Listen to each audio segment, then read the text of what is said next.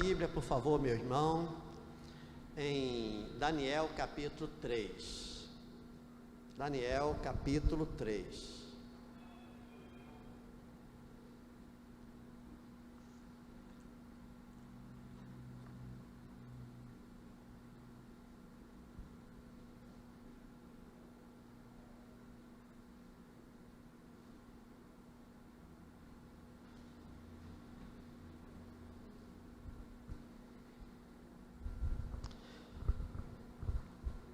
Eu vou ler do 12 ao 18, tá bom? Os irmãos vão me acompanhar aí em suas Bíblias. Daniel 3, do 10 ao 18, para ficar assim mais contextualizado. Daniel capítulo 3, se você achou, diga amém. A partir do versículo 10. O Senhor, ó Rei, baixou um decreto ordenando que todo homem que ouvisse o som da trombeta, da flauta, da harpa, da cítara, da lira, da gaita de foles e de todo tipo de música deveria se prostrar e adorar a imagem de ouro, e que todo aquele que não se prostrasse e não adorasse seria lançado na fornalha de fogo ardente. Há uns homens judeus que o Senhor, o Rei, pôs como administradores da província da Babilônia, Sadraque, Mesaque e Abednego. Estes homens fizeram pouco caso do Senhor, ó Rei, não prestam culto aos deuses do rei, nem adoram a imagem de ouro que o Senhor levantou. Então Nabucodonosor, irado e furioso, mandou chamar Sadraque, Mesaque e Abednego, e eles foram levados à presença do rei. Eles foram chamados à presença do rei. Nabucodonosor lhe disse: Sadraque, Mesaque e Abednego, é verdade que vocês não prestam culto aos meus deuses, nem adoram a imagem de ouro que levantei? Agora, pois, se vocês estão prontos, quando ouvirem o som da trombeta, da flauta, da cítara, da harpa, da lira, da gaita de foles, prostem-se e adorem a imagem que eu fiz. Mas se não a adorarem, serão no mesmo instante lançados na fornalha de fogo ardente. E quem é o Deus que os poderá livrar das minhas mãos? Sadraque, Mesaque e Abednego responderam ao rei: ó Nabucodonosor, quanto a isso não precisamos nem responder. Se o nosso Deus a quem servimos quiser nos livrar, ele vai nos livrar da fornalha do fogo ardente e das suas mãos, ó rei. E mesmo que ele não nos livre, fique sabendo, ó rei, que não prestaremos culto aos seus deuses, nem adoraremos a imagem de ouro que o Senhor levantou. Obrigado, ó Deus. Essa palavra, ela traz um impacto para nós, Senhor, nos levando a meditar de uma forma intensa sobre o nosso relacionamento e o nosso grau de fidelidade, e até onde nós estamos, Senhor, prontos para mantermos a nossa fé no Senhor, venha o que vier, aconteça o que acontecer, Pai. Que o exemplo desses três homens, eles possam ser trazidos até nós e vivenciados na prática, pelo Teu povo que está e estará, ou aqueles que estarão também ouvindo, Pai, em qualquer momento esta mensagem. É a minha oração em nome de Jesus, amém. Pode sentar, irmãos, por favor.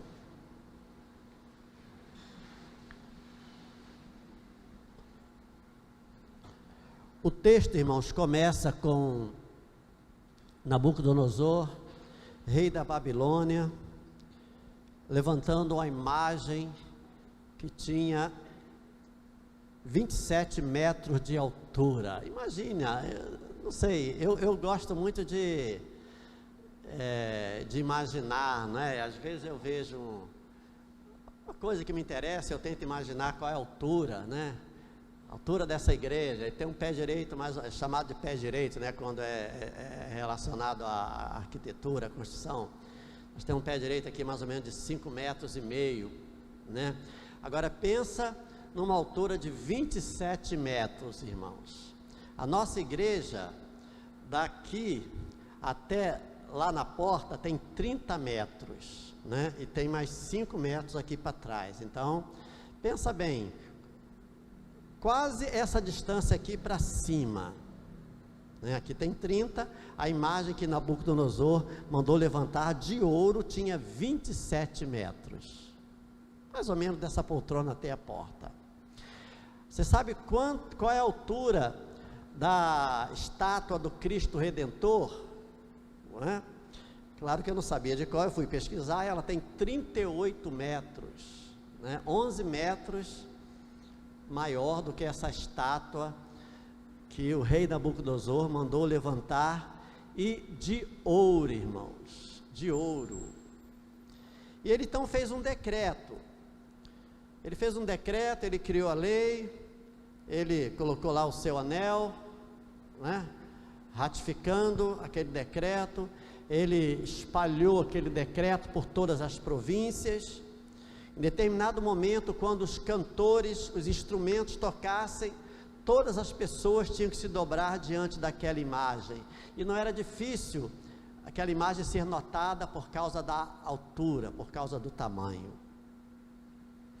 E o que aconteceu é que todos se prostraram, menos esses 3 amigos de Daniel, que tinham sido levados cativos para a Babilônia.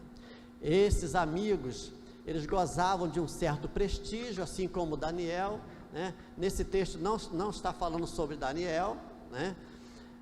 Então a gente não pode supor nada, mas com certeza, se ele ouviu, ele também não se prostrou. Mas esse texto fala desses 3 amigos de Daniel, que os seus nomes, né, como os irmãos sabem, é Sadraque, Mesaque e Abednego. Esses 3 nomes foram nomes que eles receberam quando chegaram na Babilônia.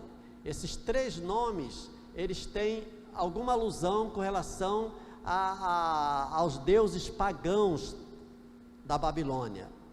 O nome de Daniel recebeu o nome de Beltesazar, que quer dizer príncipe de Bel ou de Baal, enquanto que Daniel quer dizer Deus é meu juiz. Um nome que tinha tudo a ver com Deus, com Jeová, né, com Deus de Israel, com o único e verdadeiro Deus. Agora ele recebe o nome de príncipe de Baal ou Bel. O nome de Ananias, o segundo amigo, foi mudado para Sadraque. Ananias significa Jeová é misericordioso. Que nome lindo, irmãos, né? Jeová é misericordioso. E Sadraque significa amigo do rei. O nome Misael, que significa quem é como Deus, porque, né, na língua hebraica, sempre que o nome tinha, né, El, sempre estava relacionado a Deus, né? O nome El Shaddai, El Elyon, Elohim, né, se referia a Deus. E Misael, né, esse, vamos dizer, sufixo, significa quem é como Deus. O nome dele foi mudado para Mesaque, que significa quem é como Aku, né, A-K-U, que era o Deus da lua, lá na Babilônia. E o nome Azarias, que tem o significado de Jeová é o meu socorro, foi mudado para Abednego, que quer dizer servo de Nego, ou Mercúrio, que era aquela divindade também lá da Babilônia. Enfim, irmãos, eles estavam numa terra estranha, eles tinham que se submeter a muitas coisas ali na Babilônia, mas eles sabiam quem era o Deus deles. Podiam até mudar o nome deles, irmãos, mas não podiam mudar o coração, não podiam mudar a fé, não podia mudar o grau nem a intensidade de fidelidade ao Senhor. E essa fidelidade, irmãos, foi colocada à prova. Essa fidelidade foi colocada à prova. Quando o rei manda então erguer aquela imagem de ouro de 27 metros, né? Provavelmente na minha Bíblia, que é a NA, Nova Almeida Atualizada, já está traduzido, né? já está a correspondência em côvados, né? Mas algumas outras Bíblias estão em côvados, né? E a medida do côvado era aproximadamente 44 centímetros. Então, a música tocou, as cítaras, as harpas, os tamborins, e aquela multidão se prostrou diante da imagem, mas aqueles 3 rapazes não se prostraram. E foram até ele as outras autoridades, talvez até enciumadas, foram até o rei e falaram que havia 3 pessoas de Israel, 3 hebreus, que não estavam obedecendo a ordem do rei. Esses rapazes foram chamados e foi dada uma nova chance deles se dobrarem diante da imagem, e eles então falaram. Vou ler aqui o versículo 13, queria que os irmãos me acompanhassem.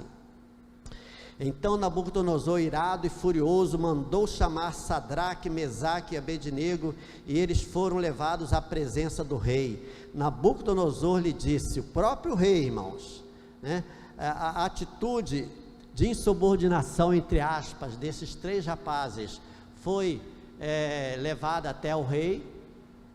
O rei então manda chamá-los, e o rei, entre aspas, também foi até um tanto quanto benevolente, porque o rei não os levou imediatamente para a pena, para sofrerem a pena.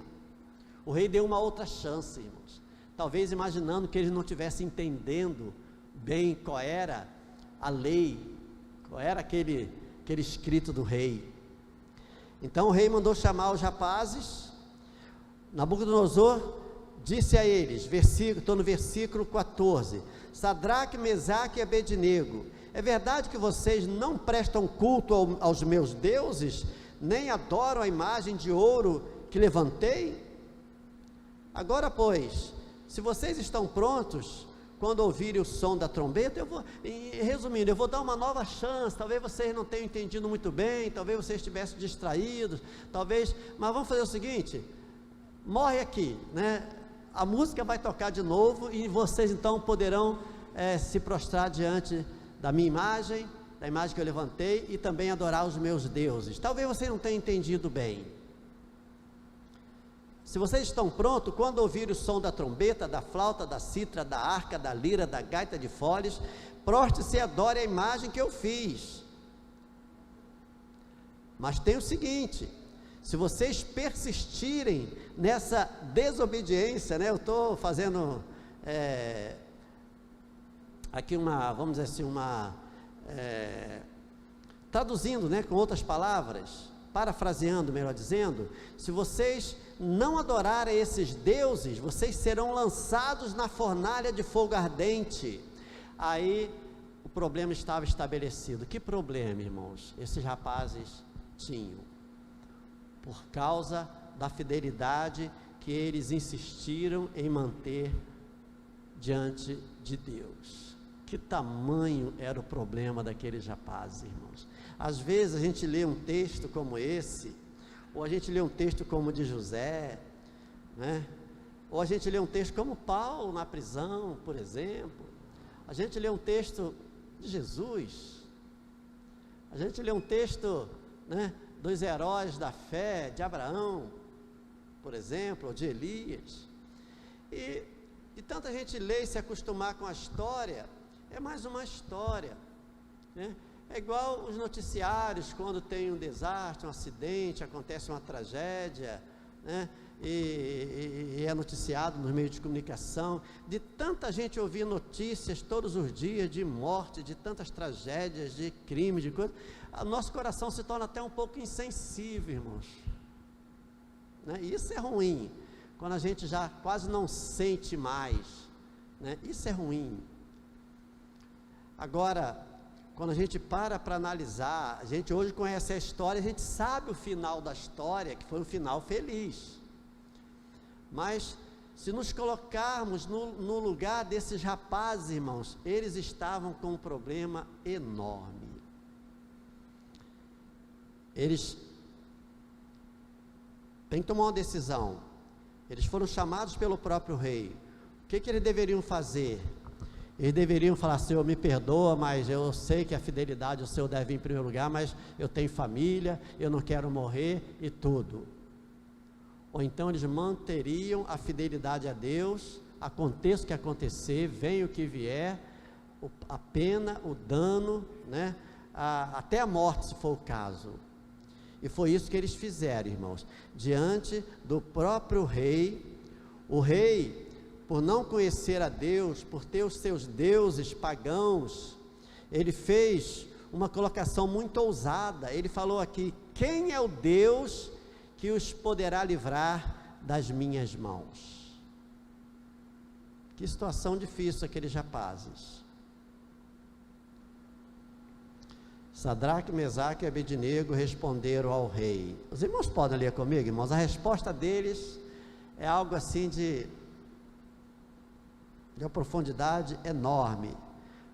Podemos repetir qual foi a resposta desses 3 rapazes? Eu vou ler o começo, os irmãos vão ler o restante, tá? Sadraque, Mesaque e Abednego responderam ao rei. Leiam comigo, irmãos. Ó Nabucodonosor, quanto a isso não precisamos nem responder, bem alto. A quem servimos quiser nos livrar, ele nos livrará da fornalha de fogo ardente e das suas mãos, ó rei. E mesmo que ele não nos livre, fique sabendo, ó rei, que não prestaremos culto ao seu Deus, nem adoraremos a imagem de ouro que o Senhor levantou. Então, até então, o que a gente pode perceber aqui é que o rei Nabucodonosor, ele estava, embora fosse rei, embora ele pudesse mandar, desmandar, fazer, enfim, mas ele estava tentando resolver na diplomacia, na conversa, né? Estava tentando dar uma outra chance para os rapazes. Eles não entenderam bem, né? Porque eles tinham prestígio lá na Babilônia, eles foram escolhidos a dedo, né? Junto com Daniel. Os irmãos conhecem a história de Daniel no capítulo 3, quando Daniel e seus amigos, eles são separados para ficarem em quarentena, né? Para se alimentarem com as iguarias do rei, porque eles tinham um trabalho muito importante no reino da Babilônia. E eles tinham prestígio mesmo, não é prestígio entre aspas não, eles tinham prestígio porque eram inteligentes, eles eram jovens, eles tinham uma contribuição muito grande a dar lá na Babilônia. Então eles não eram propriamente escravos, eles não tinham a liberdade plena, mas eles gozavam de muitos privilégios.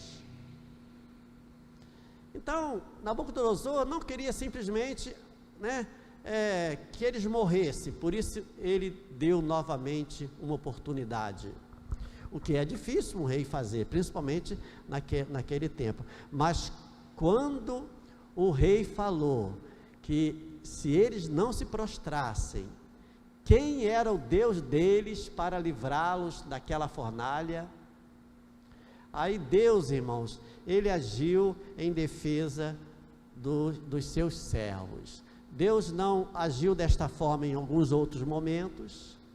Em alguns outros momentos, mesmo com muita fé em Deus, né, pessoas foram levadas ao cativeiro e foram até mortas.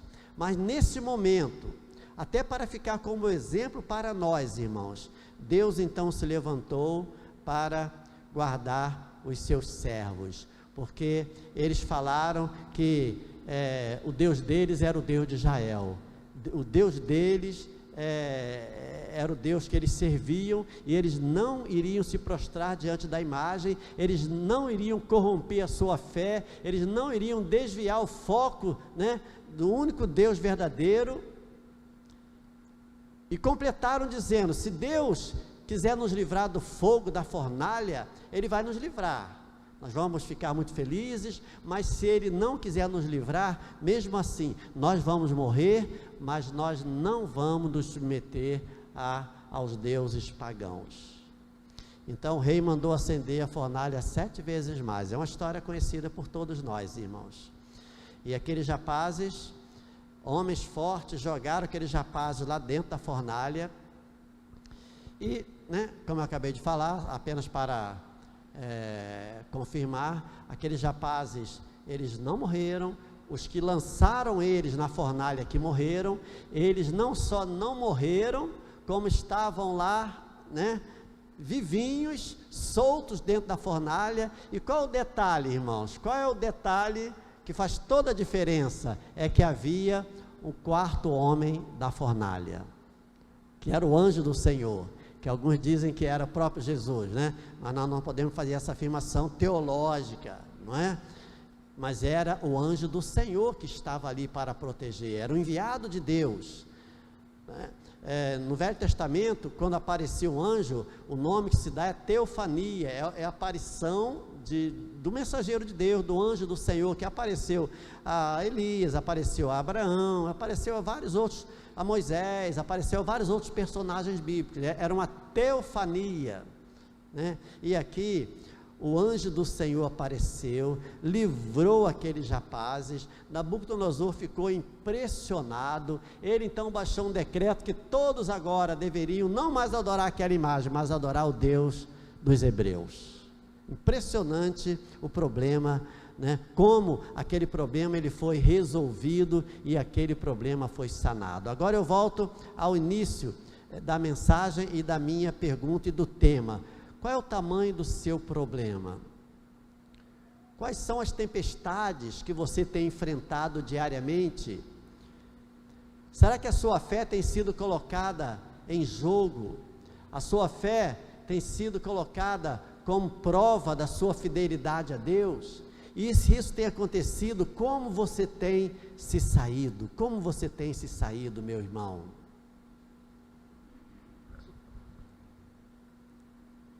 Porque ao longo da história do Velho e do Novo Testamento, e também da igreja, a igreja primitiva, e depois a história da igreja, até chegar nos tempos atuais, homens e mulheres têm sido levados a provar a sua fé, irmãos. E logo no primeiro século, né, quando a igreja foi muito perseguida, porque a igreja, ela contava com a simpatia de todo o povo. A gente vê lá em Atos dos Apóstolos no início, e crescia o número de convertidos, de batizados. Eles iam de casa em casa, davam a ceia, ninguém considerava seu, né, as suas posses, eles distribuíam, eles se ajudavam, havia a festa do ágape, do amor, enfim, havia uma comunhão maravilhosa. Só que Deus permitiu a perseguição, e através da perseguição a igreja se espalhou para outras cidades, para outros países, para outros continentes, chegou à Europa, né?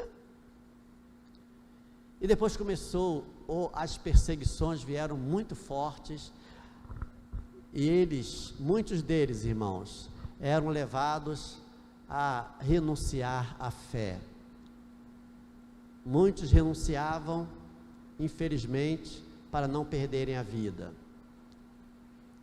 Mas houve um contingente enorme de pessoas, mesmo sabendo que eles poderiam perder a própria vida, irmãos, mas eles não se prostravam diante dos deuses, agora não mais da Babilônia, não mais do Egito, não mais da Síria, mas agora de Roma, que era o Senhor Todo-Poderoso, né? De vez em quando eu falo isso aqui, que quando, isso agora já no Novo Testamento, na igreja primitiva, quando a igreja estava em franco crescimento, mas também sendo perseguida, e uma pessoa o dia que César assumia o trono, César era o imperador romano, né? Ele assumia o trono, aquele dia era feriado, e as pessoas se cruzavam na rua e elas se cumprimentavam. O César é o Senhor, e a outra respondia: o Senhor é César. O César era o Deus, entre aspas, né, do Império Romano.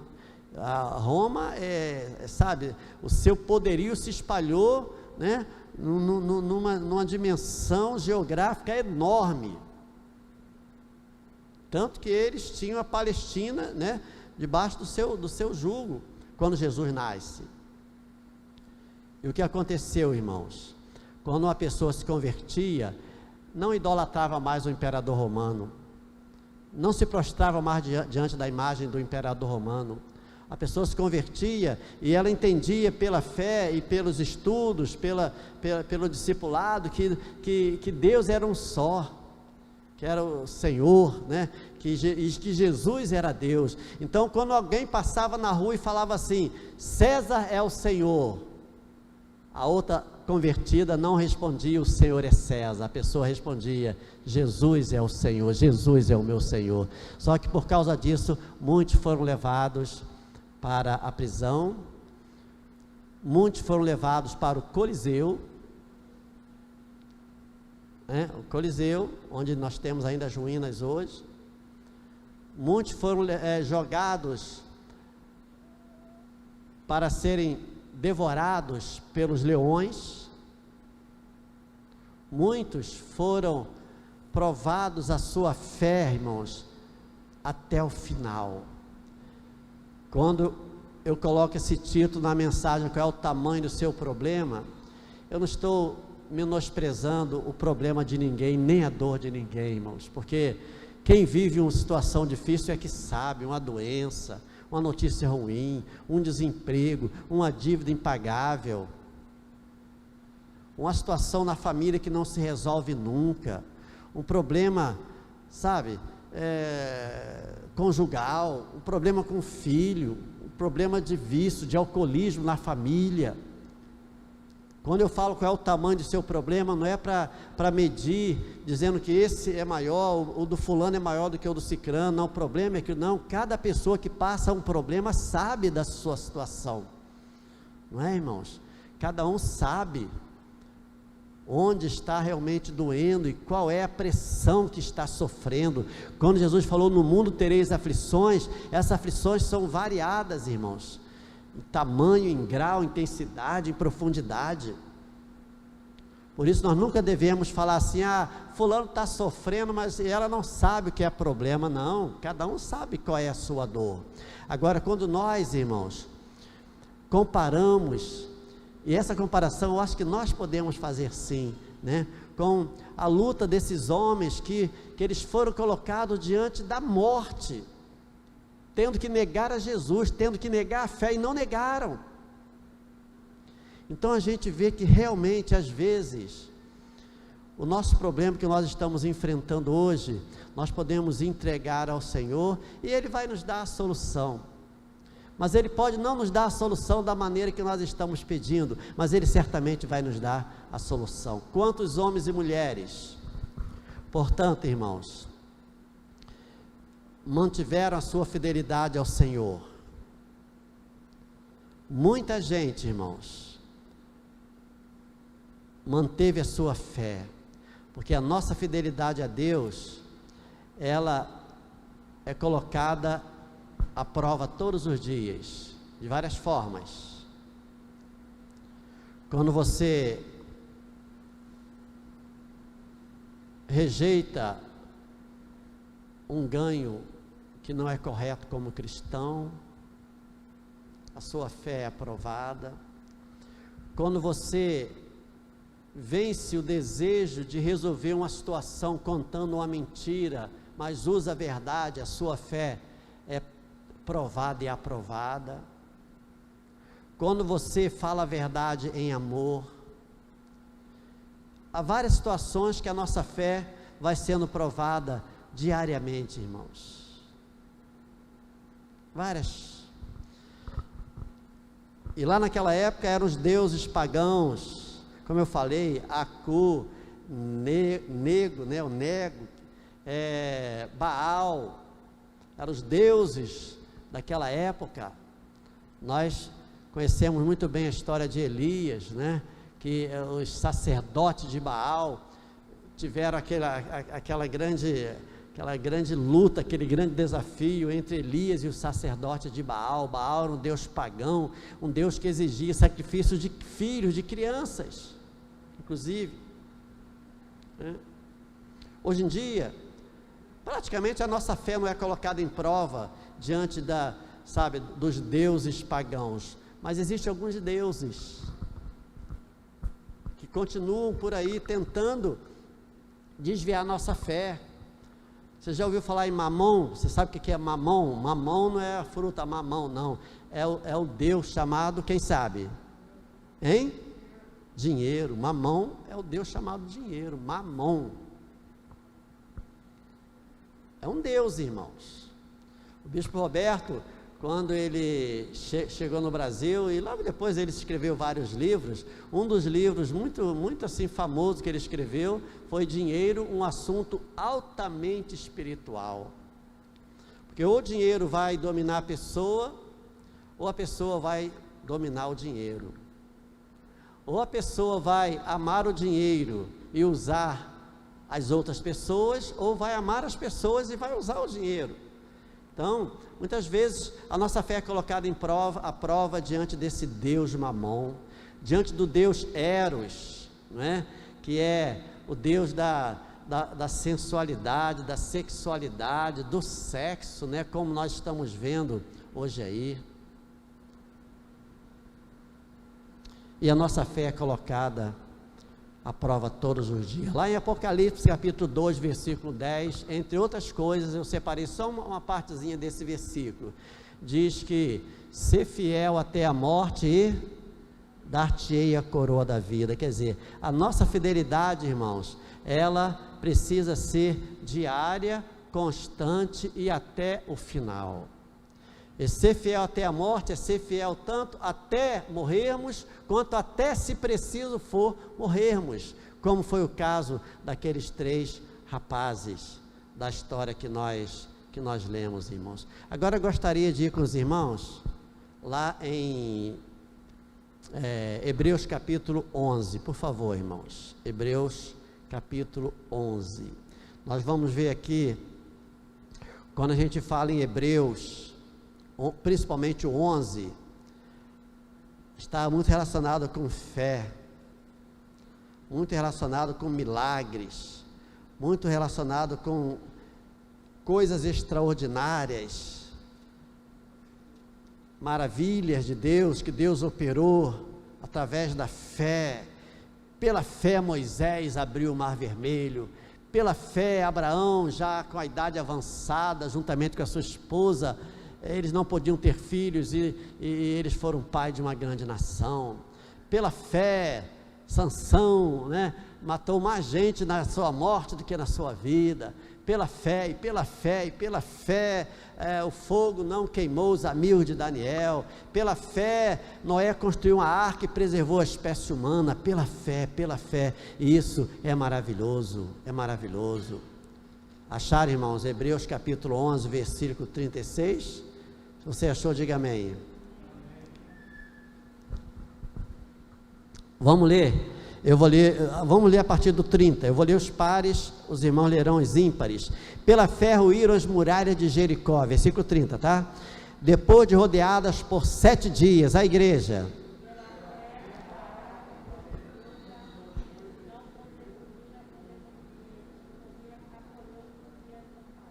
Eu acho, é só impressão minha, que os irmãos estão usando aquela filha Alfacel comprada no camelô. Conhece, Deus?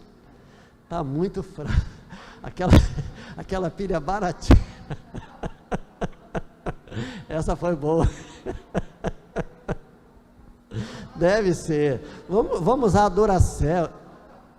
Eu sei então, mas aí tem que falar mais alto um pouco, entendeu? Porque começaram até mais ou menos, mas depois, olha, sabe?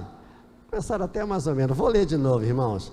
Então vocês têm que caprichar um pouquinho mais. Pela fé ruíram as muralhas de Jericó, depois de rodeada por 7 dias. Bem forte a igreja.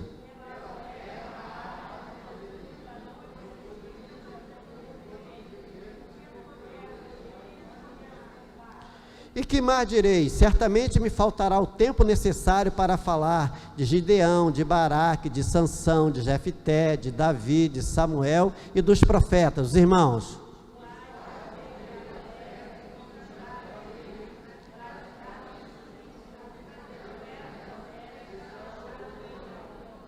extinguiram a violência do fogo, escaparam de ser mortos à espada, da fraqueza tiraram força, fizeram-se poderosos na guerra, puseram em fuga exércitos de estrangeiros.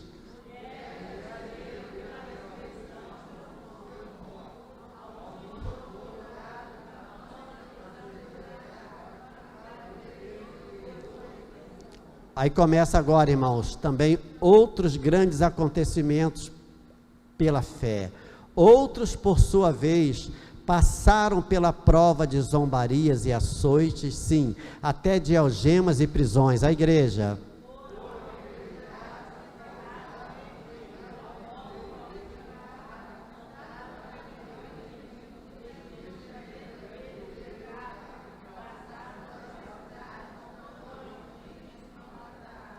O mundo não era digno deles, andaram errantes pelos desertos, pelos montes, pelas covas, pelos antros da terra.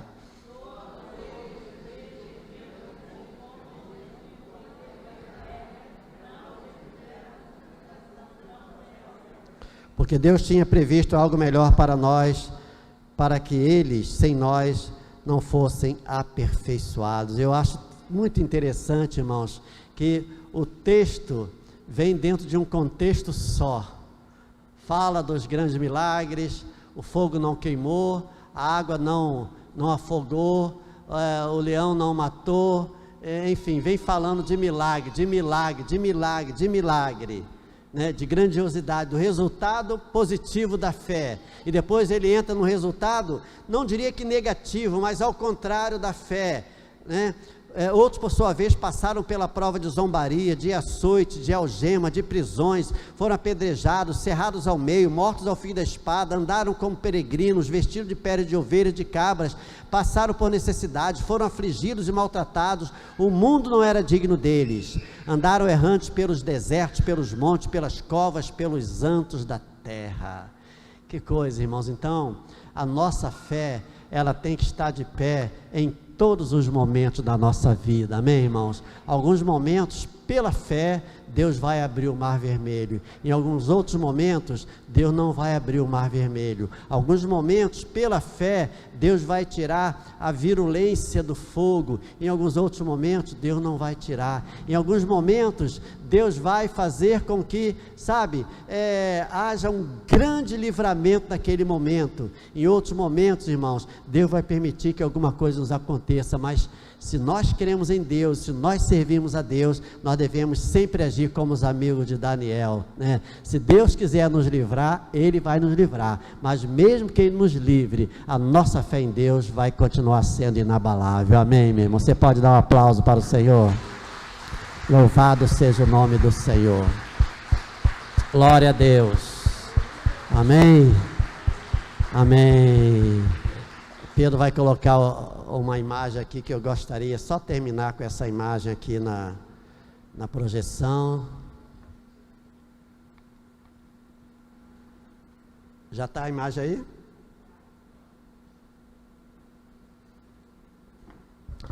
Deixa eu só me situar aqui um instantinho, irmãos. Tá bom? Essa imagem fala de alguns heróis da fé e como eles morreram. O primeiro é o próprio Jesus, né, crucificado. Mateus, facadas. Tiago e Paulo, decapitados. Pedro, crucificado de cabeça para baixo. Filipe, crucificado. Matias, morreu numa fogueira. Bartolomeu, não está bem claro aqui como é que foi a morte dele. Tiago, filho do Alfeu, também ele sofreu, eu não sei se foi flechadas ou facadas, hein? Apedrejado, apedrejado, a minha imagem está pequenininha. André, ele foi colocado numa cruz em forma de X, né? Morto. Isaías, até Isaías, ele foi cerrado ao meio, irmãos. Isaías se escondeu numa árvore de cedro, né? E quando descobriram que ele estava lá, aquela árvore foi cerrada e ele estava dentro ali e morreu. Esse profeta de Deus, irmãos, esse homem grandemente usado por Deus em muitos momentos, ele morreu por causa da sua fé. Simão Zelote, a machadada, assim como Judas Tadeu e Tomé, ele morreu, né, com golpes de lanças ou de flechas. Esses são alguns. Se você ler a história dos heróis pós-igreja primitiva, você vai ver também que muitos homens não se intimidaram. Em alguns momentos Deus livrou, Deus mandou um anjo, Deus mandou algum tipo de livramento. Em outros momentos Deus não mandou, né? Mas esses homens, eles tiveram a sua fé aprovada e eles foram aprovados.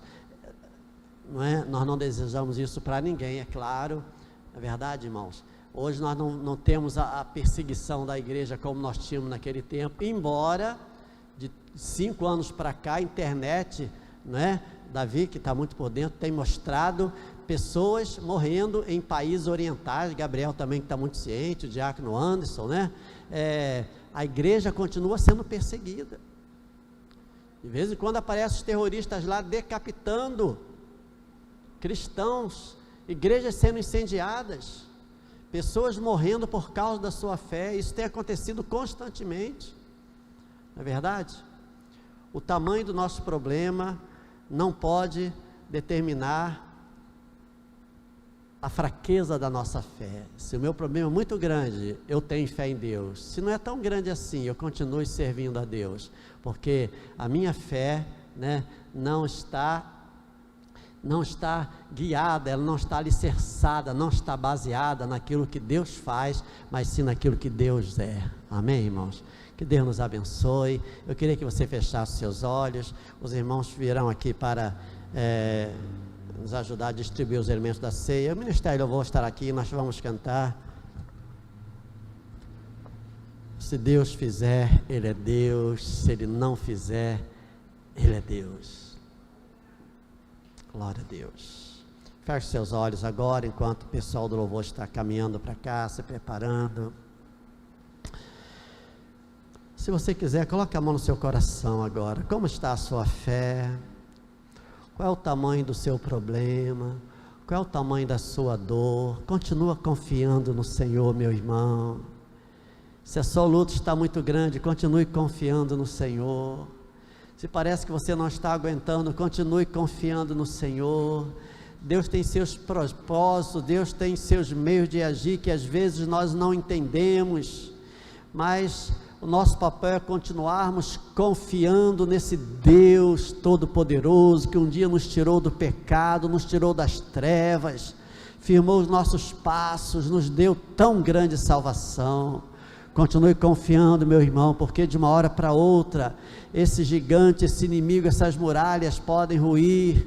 De uma hora para outra, esse grande problema pode desaparecer, mas acima de tudo, continue confiando, continue crendo, continue exercendo a sua fé no único Deus verdadeiro, o nosso Deus Todo-Poderoso.